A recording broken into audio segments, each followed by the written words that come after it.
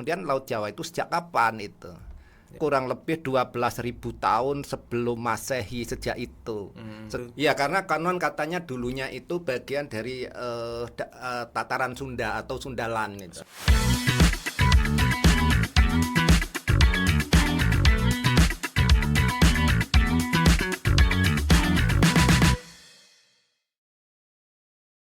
Menarik sekali ini. Soal kembali lagi nih ke Batang, Mbah. Oke. Kembali lagi ke Batang. Dari sejarah Batang ini kan berarti sudah lama sekali gitu loh. Sedangkan nama Batang ini kalau kita melihat ulang tahun Kabupaten Batang ini kan paling muda, Mbah. Iya. Gitu. Nah, sebenarnya Batang ini ada sejak kapan sih gitu. Oh. Untuk anak-anak muda ini kadang mempertanyakan itu gitu. Maksudnya nama Batang ya? Iya, nama Batang sendiri itu kan jadi kalau tadi itu kita berbicara tentang pintu masuk ya. Pintu masuk peradaban Pintu ya kan. masuk peradaban itu sebetulnya tanda-tandanya situs-situsnya kan. Ini rambungan dulu ya. Iya, iya. Pintu masuk itu mulai dari Balai Kambang, itu 10 km ke selatan ada yang namanya situs Pejaten. Di sebelah timur kita berdiri di sini, kita duduk di sini. Pejaten, situs Pejaten. Iya, itu di sebelah timur kita duduk di sini. Kemudian 10 kilo lagi itu ke selatan ada yang namanya situs Candi Kepiar. Oh ya, di Bawang. Iya. Di kampung Kecamatan Bawang. Candi Kepiar itu kemudian sebagai candi di mana orang dari Asia Tenggara itu mau masuk ke kota suci agamanya harus melalui itu dulu. Karena itu di situ ada Makara atau Bathara Kala. Sing sapa wonge arep pengin ning gone tanah suci, dosa-dosanya harus dibakar dulu, dihabisi. Jadi masuk ke sana itu sudah bersih. Sudah bersih. Terus kemudian 10 kilo dari situ ada yang namanya Ondo Buddha. Oh iya. Nah, Ondo Buddha itu piranti atau sarana untuk masuk kota suci, di mana setelah seseorang itu sudah disucikan di Candi Kepiar ya, kemudian datang ke sana itu tidak boleh sejajar, itu harus satu persatu. Itu akhirnya kita masuk sebagai pintu masuk peradaban kuno dalam konteks agama. Nah, tadi Mas Fatur menanyakan tentang Batang. Iya. Ini yang sesungguhnya kita juga sedang mencari cara untuk supaya warga masyarakat Batang pertama terpanggil tentang nama Batang itu. Iya. Kemudian orang-orang Batang ini kan selama ini yang dimaknai sebagai nama Batang yang paling populer kan legenda Baurekso. Nggih. Kemudian Bendung Kadung, Bendung Kali ning Kedung Sigowo. Iya. Awalnya dari Batang. Ini yang populer. Ngembat watang. Iya, padahal itu abad berapa? Itu kan abad 17. Iya. Kalau konteksnya legenda Baurekso kan. Iya. Nah, sementara nama Batang sendiri itu abad 6 sudah ada. Logikanya kan begitu. Iya. Kemudian ketika siapa namanya itu Pendeta Pujangga Manik dari Pajajaran berjalan menuju ke Bali lewat tengah-tengah Pulau Jawa ini, itu kan abad ke-15. Itu disebutkan bahwa Pujangga Manik pun perjalanan menuju Bali melalui Batang, Tinep atau Tumbrep, kemudian lewat Pekalongan yang dikenal dengan istilah Rogoselo, Kupang, itu disebutkan, Batang itu disebutkan. Iya. Nah, kemudian Baurekso itu kapan? Itu kan abad ke-17. Ya maaf, ini bukan berarti kita ingin mematahkan legenda tetap baik kan ya. Itu begitu Mas Fatur. Kemudian ada juga yang menyebutkan bahwa Batang itu konon katanya tanah tinggi. Artinya Batang itu tanah tinggi. Ada yang versi yang menyebutkan asal usul Batang itu karena tanah tinggi. Tapi ada juga yang mengatakan bahwa Batang itu ada versi yang mengatakan bahwa Batang itu dari petean. Petean itu apa, Mbak? Petean itu tebaan, bahasa Jawa itu petean. Oke. Batangan itu namanya. Tapi yang lebih serem lagi bahwa Batang itu dari batang, artinya bangkai. Kan nisto itu. Itu nisto sekali itu. Iya kan? Ini pernah kita dengar. Nah, dari situlah kemudian kita setelah setelah saya pulang dari Sumatera Selatan, mengikuti penelusuran waktu itu TKS Buci di Departemen Penerangan, kemudian saya tidak mengikuti terus, kemudian saya fokus menjadi penelusur independen. Setelah melihat setelah pulang ke sini kok saya berpikir ya, lazimnya nama Batang itu berada di Sumatera. Kenapa, Mbak? Ya karena di sana nama-nama Batang itu banyak. Sumatera Barat itu banyak nama Batang, ada Batang Alay, ada Batang Nau. Nah, kemudian di Riau nama Batang itu banyak. Kemudian di Sumatera Selatan banyak nama Batang. Kemudian baik nama kecamatan maupun desa. Kemudian di Jambi ada Kabupaten Batanghari. Kemudian di Pematang Siantar juga ada Kecamatan Batang. Nah, kita sendirian, Batang Jawa itu sendirian itu, nggak ada temannya. Iya. Batang Jawa ini sendirian. Nah, saya pikir apakah jangan-jangan kita nama Batang ini bagian dari yang ada di Sumatera. Saya dulu ini berpikir ya begitu. Apakah jangan-jangan Batang ini bagian nama yang ada di Sumatera begitu. Terus tandanya apa gitu. Nah, ternyata di Batang ini terdapat prasasti yang dikenal oleh para sejarawan dan kita semua tahu yang dikenal dengan istilah atau dengan nama Prasasti Sejomerto. Nah, Prasasti Sejomerto itulah yang kemudian mendampingi nama Batang. Boleh dikatakan Prasasti Sejomerto itu bisa dikatakan sebagai pendamping nama Batang, karena Prasasti Sejomerto itu hurufnya Palawa. Bahasanya Melayu kuno. Nama Batang ini memang banyak versi yang menyebutkan asal usul nama Batang, tapi sampai sekarang masih debatable. Karena ada yang mengatakan bahwa Batang itu tanah yang tinggi ya. Karena itu mungkin pendekatannya dengan sastra Jawa. Yang kedua, nama Batang itu berasal dari petean atau tebaan. Lagi-lagi kalau ini yang dimaksud ada pendekatan dari sastra Jawa. Itu.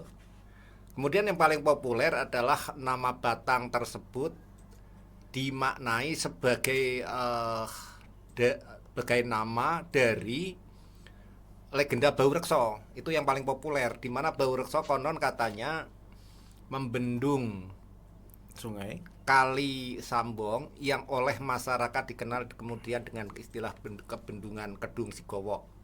Itu kanon katanya dari Watang. Watang itu batang kayu yang terpendam dalam cukup lama ratusan tahun itu masuk kategori Watang. Jadi secara umum masyarakat menamai Batang itu yang paling populer mengambil dari legenda Baurekso itu. Tapi nama Batang itu kalau kita dari Baurekso itu sebetulnya secara tidak langsung sudah terpatahkan dengan keterangan dari perjalanan Pujangga Manik. Di mana Pujangga Manik yang merupakan pendeta Hindu dari Pajajaran ketika melakukan perjalanan menuju Bali itu kan melalui jalur tengah. Misalnya kayak dari bumi Jawa kemudian lewat Pekalongan yang oleh masyarakat dikenal sebagai desa Rogoselo, kemudian Kalikupang, nyebrangi Kalikupang dan masuk Batang, dan Batang itu disebut itu abad ke 15 ya. Sementara Baurekso itu adalah abad ke 17. Ya kan? Ya. Karena tahunnya 1614 ya. Itu memang dari situ. Tetapi sekali lagi bahwa kita juga mencoba, ini pengalaman saya ya ketika saya pulang dari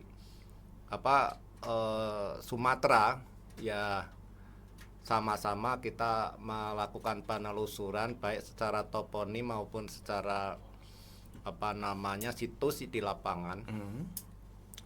Nama Batang ini saya juga saat itu terkaget-kaget. Kok di Jawa ada nama Batang, sementara di sana nama Batang itu lazimnya ada di Sumatera bagian selatan. Sumatera Selatan maksud saya Sumatera Barat, Riau dan Sumatera Utara. Termasuk di Lampung, di apa namanya Jambi itu nama-nama Batang itu banyak. Nah setelah saya pulang, ini kalau saya pikir Batang ini di Pulau Jawa sendirian gitu. Nah, jadi nggak ada temannya. Iya, iya. Sementara di Sumatera itu, di Sumatera Selatan khususnya itu nama Batang itu banyak. Ada kaitannya Mbah itu? Ya ini yang sedang kita cari, yang sedang kita pikirkan saat itu ketika tahun 84 saya pulang ke sini itu saya cari. Jangan-jangan nama Batang itu dari Melayu gitu. Iya. Nah kemudian setelah kita melihat, kita semua melihat bahwa para sejarawan juga mengerti bahwa di Batang ini ternyata ada prasasti yang namanya Prasasti Sejomerto. Di mana Prasasti Sejomerto itu menggunakan huruf Palawa, bahasanya Melayu kuno. Nah, ini kan mendekatkan dengan nama Batang. Nek Batang itu disebut sebagai awal dari nama Batang itu asal usulnya dari bahasa Melayu. Kan tidak menutup kemungkinan karena di sini juga ada prasasti bahasanya Melayu kuno. Iya. Iya, iya. Ini, gitu maksud saya. Jadi prasasti itu pendamping cikal bakal nama Batang bisa jadi kan gitu. Iya. Dan itu oleh para sejarawan yang namanya Prasasti Sejomerto itu awal abad ke-7. Begitu. Berarti itu bisa nama Batang. Bisa jadi nama Batang itu juga sudah ada sejak abad itu ya. Ya, kemungkinan. Itu bahasa Melayu kuno.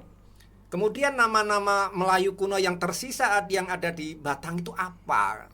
Apakah bahasa yang menggunakan bahasa Melayu kuno itu hanya raja saja? Seperti tokoh yang namanya Dapunto Sailendra, ya kan? Ini kita jelaskan juga bahwa Prasasti Sejomerto ini supaya jelas ya, bahasanya Melayu kuno, hurufnya Palawa, ya kan? Di situ disebutkan seorang tokoh namanya Dapunto Sailendra, punya istri namanya Sampulo, punya ayah namanya Sentanu, punya ibu namanya Bodrowati. Dan itu awal abad ke-7. Artinya di sini ada bahasa Melayu kuno, bisa jadi asal usul nama Batang itu dari Melayu kuno. Iya. Ya kan? Yang ketiga, bahasa apa yang ditinggalkan oleh Melayu kuno di Batang ini? Karena Batang ini banyak dialek bahasa Batang itu luar biasa banyaknya. Oh iya, Iya, kan? Kadang beda desa aja dialeknya beda, Pak. Beda, makanya itu. Nah, tapi yang mencolok begini Mas Fatur. Jadi mungkin jenengan ngerti jalmo ya. Jalmo apa, Mbak? Jalmo itu kalau orang Jawa kan manungso. Oh, oke. Nah, ini asal usulnya bahasa Melayu kuno loh, bukan bahasa Jawa kuno, bukan Sangsekerta. Jalmo itu bahasa Melayu kuno. Nah, di Lampung, di Bengkulu, di Sumatera Selatan, Palembang, Jambi, Riau, itu Jamo. Jamo. Jamo. Ya, kalau ilat Jawa mesti Jalmo kan ya. Kalau ilat Jawa. Iya. Nah, itu di sana di Jamo. Artinya Jalmo ini bahasa Melayu kuno. Ini sisa-sisa bahwa abad ke-7 itu terbukti bahasa Melayu kuno itu semebar di seluruh Nusantara. Salah satunya di Batang. Di Batang. Nah, itu begitu. Yang kedua, jenengan ngerti kopi ya. Kopi. Iya. Kopi ini kromo inggile apa kira-kira? Apa, Mbah? Kawu. Kawo. Iya kan? Kromo inggil kopi itu kawu. Itu kawu itu bahasa Melayu kuno loh. Oh.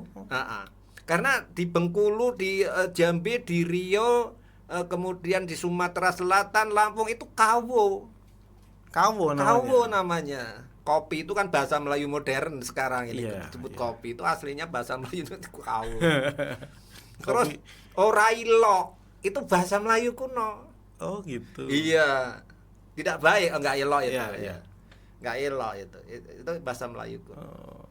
Berarti banyak sekali sebenarnya peninggalan-peninggalan bahasa Melayu kuno yang Iya. ternyata sekarang dipakai oleh orang Jawa pada umumnya ya, khususnya di Batang juga banyak itu sekali. kira-kira begitu. Karena saya waktu menjadi menelusuri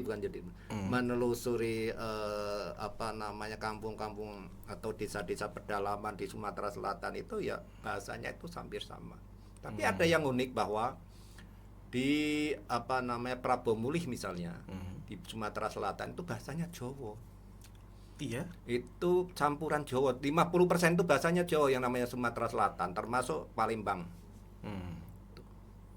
Kenapa Jawa? Ada sejarah, apakah memang bahasa asli sana atau memang serapan atau bagaimana?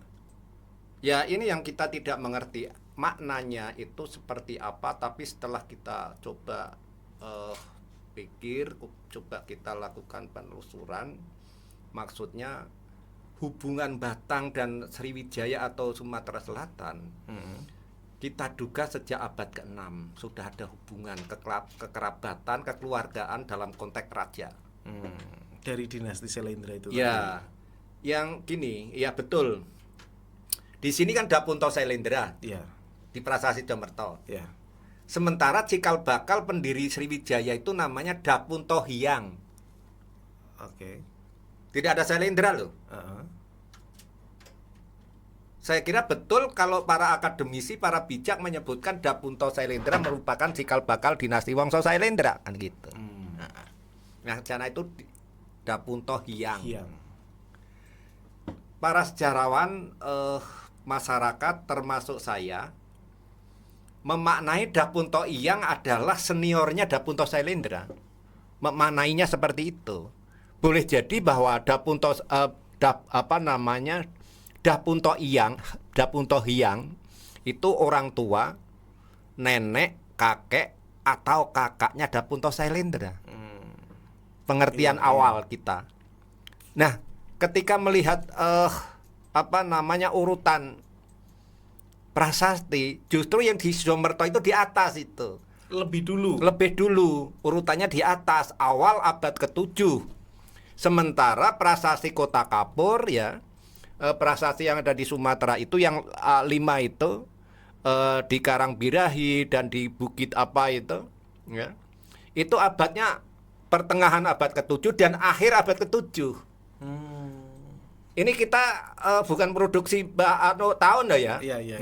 Tapi yang kita baca, yang kita temui. Karena yang namanya penelusur itu baik lapangan maupun perpustakaan kan harus sinkron atau ketemu kan gitu. Iya. Itu begitu Pak Fatur. Mantap ya Batang ini. Iya. Itu yang saya katakan bahwa Batang ini bangsa tangguh sesungguhnya. Iya. Itu dia, Batang bangsa tangguh itu tuh. Iya. Setuju saya. Iya. Jadi Batang ini bisa kita maknai sebagai bangsa tangguh. Nah, menurut orang sepuh, tanda-tanda bangsa tangguh walaupun situasi kondisi seperti apapun ya, orang Batang itu tidak pernah mengeluh ya. Itu tanda-tandanya. Walaupun ini kita sedang dicoba dengan adanya bencana tanah longsor, kemudian banjir bandang, kita nggak boleh mengeluh. Kita syukuri ya, kita pelajari, kita introspeksi agar ke depan ini kita mendapatkan jawaban yang pasti. Aku iki sapa nang ndi dunungku lan aku kudune kepiye terhadap Batang. Iya. Menarik. Ya, itu awal kita berbicara tentang Batang. Jadi sampai sekarang masih debatable. Iya. Terus tadi kan Mas Fatur menanyakan bagaimana kita sejarah Batang, hari jadi Batang. Ya itu makanya kalau yang orang tahu kan Hari Jadi Batang kan 1966 kan begitu. Padahal kalau kita melihat sejarah itu kan jauh sekali, bahkan abad ke-7 ya Mbak tadi Mbak. Ya kalau mengacu pada prasasti Dapunto Sailendra. Iya, padahal itu gitu. Berarti kan sudah sangat tua sebenarnya gitu. Dan kemungkinan sudah ada institusi politik itu sudah tua, betul. Iya. Dan kemungkinan ini kan menjadi satu kompleks sebuah dialektika ya. Kerajaan atau apa gitu Mbak. Kemudian yang berawal dari mungkin dari sebelah timur Dranggringsing, Alas Roban dan kemudian sampai ke Batang, daerah barat gitu. Sampai ke timur itu ada Gunung Kemulan sama Dieng gitu. Iya. Itu kan sebuah saya pikir sebuah kawasan yang besar gitu ya Pak ya. Gitu. Ya, Batang ini sebagai pusat atau katakanlah ya, kalau kita boleh bangga, Batang ini sesungguhnya bumi Sailendra. Bumi Sailendra. Iya. Misalnya ya, ini kita berbicara konteksnya tentang sejarah. Iya. Ya, bukan budaya. Iya. Kita bicara sejarah. Suatu daerah kalau orangnya tidak mengenal sejarah, maka di satu daerah itu orangnya akan terjebak istilah yang dikenal dengan salah kaprah. Karena tidak ngerti sejarah. Iya. Nah, kalau orang-orang di satu daerah itu sudah terjebak oleh pemikiran yang salah kaprah, maka daerah itu berpotensi menjadi salah arah. Oke. Contohnya di Kabupaten Batang. Gimana Mbah? Nah, ketika kita masuk dari Weleri misalnya, Iya. kita memasuki Kali Kutho. Di Iya. situ ada Gapuro. Iya. Selamat datang. Selamat datang. Kabupaten Batang kan gitu. Apa yang kita lihat? Di situ daun jati. Iya, simbol daun jati. Daun jati satu lembar dan warnanya kering. Oke. Iya kan? Iya. Itu kalau bahasa Melayu disebutkan begini Mas Fatur. Sehelai daun yang kering tertulai meninggalkan tangkainya, tertiup angin senja seraya berkata, "Di manakah nenek moyangku?" Kan gitu. Jadi sedang mencari jati diri. Itu tidak ada filosofinya itu. Nah, alangkah baiknya kalau selamat datang di bumi Sailendra, kan jos kan bangsa yang tangguh. Iya. Itu. Dan juga sejarahnya juga jelas gitu ya. Jelas, elegan gitu. Iya, benar. Ya itu. Iya, jadi kalau semua dilihat dari tadi kan, wah ini dari syair tadi ya Mbak. Iya. Itu orang bingung ini. Iya. Jadi sehelai daun yang tertulai meninggalkan tangkainya, tertiup angin senja. Iya kan? Seraya bertanya, di manakah nenek moyang saya? Iya. Jangan-jangan memang sekarang ini kita sedang jadi orang bingung. Nah, itu dia.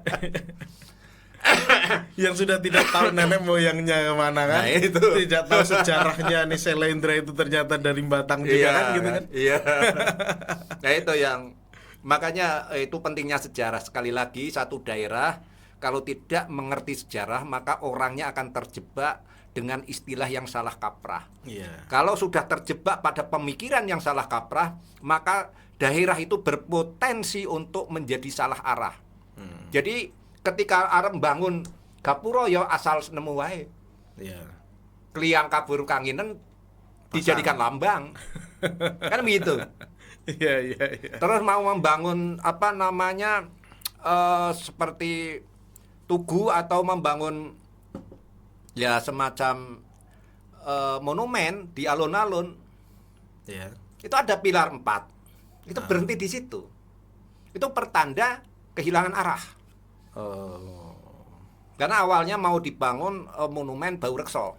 Iya. Setelah feelingnya itu tahu bahwa Baurekso itu sebagai Bupati Kendal, dia ngerti, dia berhenti. Oke. Salah arah ini. Iya. Bentar. Baurekso naik kuda. Bayangannya di alun-alun itu ada 2 kuda mungkin. Terus yang salah satu penunggangnya itu patung Baurekso. Nah, ketika kita semua tahu bahwa Baurekso itu sesungguhnya kan Bupati Kendal resminya. Iya. Bupati pertama. Nah, mungkin beliau ini sadar kalau Bupati Kendal kalau kita belum konfirmasi tiba-tiba mau bangun monumen di alun-alun Batang. Jadi timbul keraguan.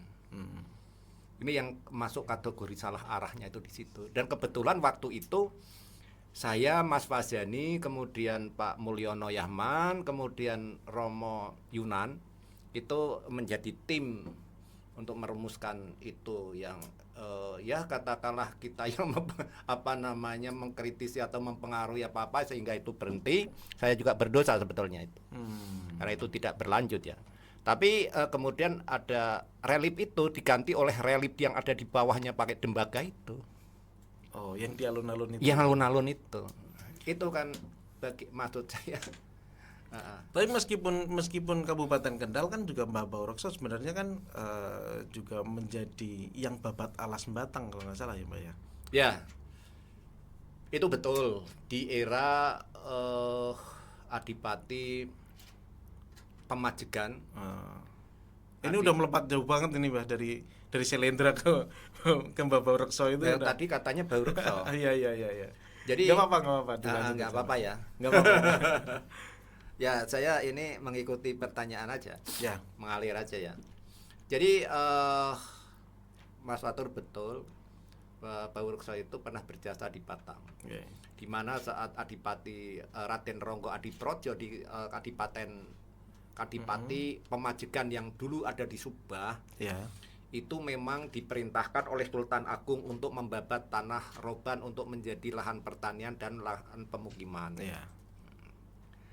Nah, Raden Ronggo Adiprojo itu sendiri itu tidak mampu, konon ceritanya begitu. Kemudian minta tolonglah dengan Kiai Ageng Cempaluk yang ada di Kesesi. Di mana Ki Ageng Cempaluk itu sesungguhnya kan panglima besarnya Pajang yang namanya Ki Ageng Joyosingo itu. Itu kemudian Ki Ageng Cempaluk punya anak yang namanya Baurekso, entah itu anak angkat atau anak sendiri nggak tahu. Kemudian membantu membabat alas Roban. Nah, kemudian bendung Kali Kedung Sigowo atau yang dikenal dengan Kali Sambong itu. Nah, artinya bahwa mengapa Baurekso sangat populer saat itu karena Batang itu dulu belum ada sawah. Nah, ketika Baurekso itu membendung Kali Sambong, kemudian dikenal dengan bendungan Kedung Kedung Sigowo, kemudian membendung Kali Kupang dengan dikenal dengan bendungan bernama Kedung Simendek. Itu yang mengaliri sawah ke Pekalongan dan Warungasem itu namanya Kedung Simendek itu. Di Kupang, sebelah barat Kupang. Kemudian di Gringsing, di Kutosari itu bendung di situ, kemudian dialirkan ke Weleri dan Gringsing.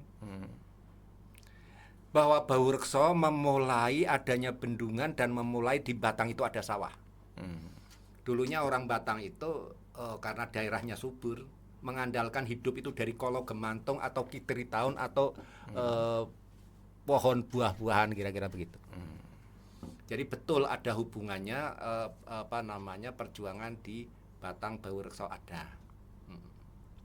Tetapi setelah melihat sejarah bahwa Baurekso itu resminya menjadi Bupati Kendal.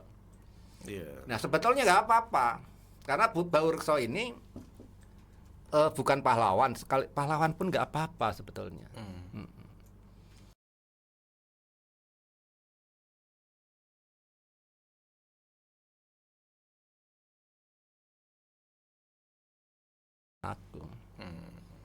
Nah, ketika itu Baurekso nggak bisa diajukan sebagai pahlawan nasional, padahal teman-teman Pekalongan Kendal ya pengennya di situ.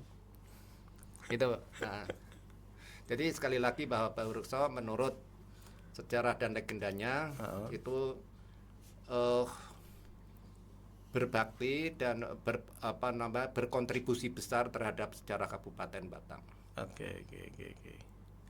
Iya. Oh, menarik sekali nih, Mbah. Terima kasih banget ini udah cerita banyak sekali soal Batang. Ini mungkin awal ya, Mbah, kita ngomong soal Batang itu dari tadi soal kita ngomong dari asalnya Batang dari mana. Ternyata Batang itu sudah setua apa gitu kira-kira lah. Ya kalau melihat bukti-bukti situsnya kan ya tua sekali ya. Sangat tua sekali gitu. Bahkan sampai terbentuknya kira-kira pemerintahan di Batang itu sendiri gitu seperti apa gitu. Ini mungkin kita cukupkan sekian dulu, Mbah. Oke. Terima kasih banyak Ya. ini sudah cerita banyak soal Batang, soal sejarah dan banyak sekali, dan semoga nanti bisa kita teruskan lagi ngobrol-ngobrol Ya. soal sejarah dengan tentunya dengan pembahasan yang berbeda dan Ya, juga lebih kaya dan juga lebih mendalam Ya. gitu, Mbah. Ya. Terima kasih banyak, Mbah Turati. Ya, terima kasih juga Mas Fatur. Kurang lebihnya saya minta maaf karena ini ya baru pertama yang mungkin belum familiar Ya. dengan tempat dan teman.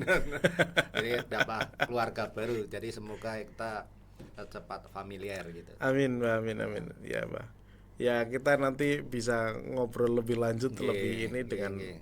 ternyata kalau kita ngobrol soal Batang juga ternyata kan bisa digali. Ya. Oh, itu dari mana aja juga sudah bisa itu, Ya. Mbak, dan penting sebenarnya, Mbak, karena literasi untuk Batang ini masih jarang sekali. Ya, betul. Gitu. Ya itu kan kita tadi Mas Fatur menghentikan kita sedang berusaha untuk hari jadi itu tahun 1614. Ya. Sementara tahun 1966 itu kan kembalinya Kembalinya. status Kabupaten Batang itu yang harus bisa kita pertegas gitu.